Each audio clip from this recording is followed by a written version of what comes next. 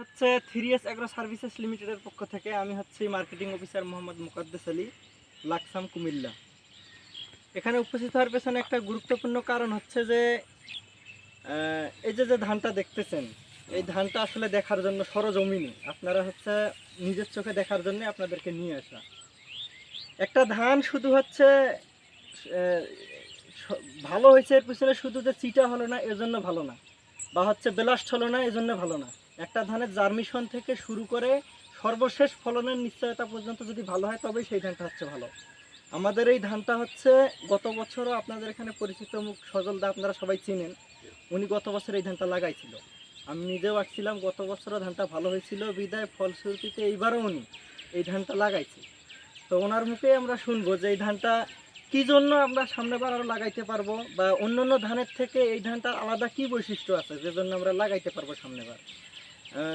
দাদা, আপনি তো নিজে এই ধানটা করছেন। জি, আমি আজকে 3 বছর করতেছি।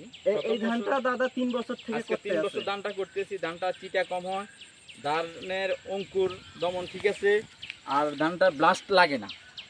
এই একটাই এটার গুণ আর কি। আর ধানের ছড়ার মাঝে কোনো চিটা নাই, প্রত্যেকটা ধানেই একদম পুষ্ট দানা।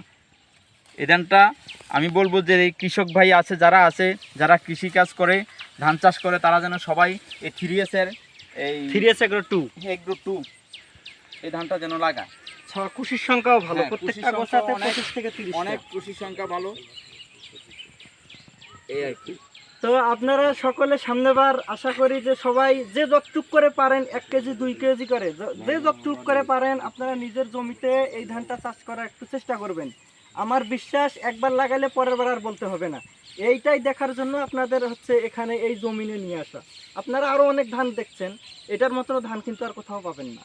আপনারা দেখলে নিজেরাই বুঝতে পারবেন। তো ঠিক আছে, এই বলে শেষ করতেছি। আসসালামু আলাইকুম।